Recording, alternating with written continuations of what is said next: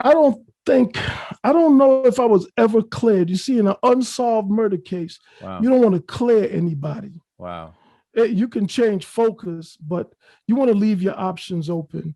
Mm. And I'm glad you brought that up because people don't really understand how law enforcement works, right? And I've been in the system. Um, I've created case law in New York by having a conviction and a trial overturned in the New York State Appellate Court. Anybody can look it up. I've had cases dismissed at the grand jury. I've won a case in a lineup that I requested. I've been through all different facets of it. Mm. And from my experience with law enforcement and the arrest procedures, investigative procedures, for the most part, and cops would disagree with me, but I think that they're under pressure to close cases. Right. And sometimes that pressure causes a rush to judgment. And when you're dealing with all kinds of shady and shisty people, you almost don't even care if you got the right guy or the wrong guy. It's like this guy will do. Mm-hmm. You understand what I'm saying? Mm-hmm. Like, I'm not saying that the police would take an honor student and put them in jail, although people claim these things happen. Mm-hmm. That's not my experience. But in neighborhoods, the hood, like people talk about, right? I would say, from my experience, maybe 2 to 3% of the young males are the problems in that community, although the whole community ends up suffering because of that. But there's only 2 to 3%. I think those are the people that Hillary Clinton called super predators. You know what I mean? Yeah. Mm-hmm.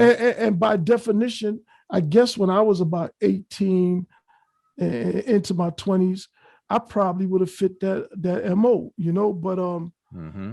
and once the police know they have a quote unquote super predator, it pretty much doesn't matter if they did this one or the other. We just getting bad guys off the street.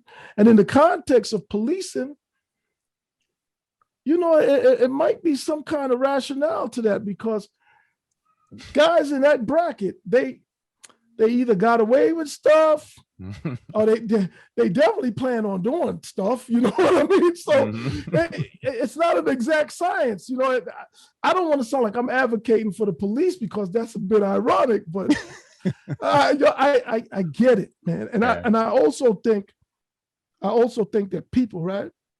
Whatever you want to do in life, that's on you. But if you want to be a fucking criminal, man, be a goddamn criminal. Don't act like a victim when the life choices you made put you in certain situations. You got to man up and deal with that. You understand what I'm saying? Yeah. And I watch these guys, man. They chose to sell drugs and do all these other things. And when they get hit with their hammer across their head, man, they just like, it's this, it's that, it's racism. No, man, you made a fucking choice, man. Mm-hmm. We already know what the sentencing guidelines are about. We already know that 46% of the prison population are Black men.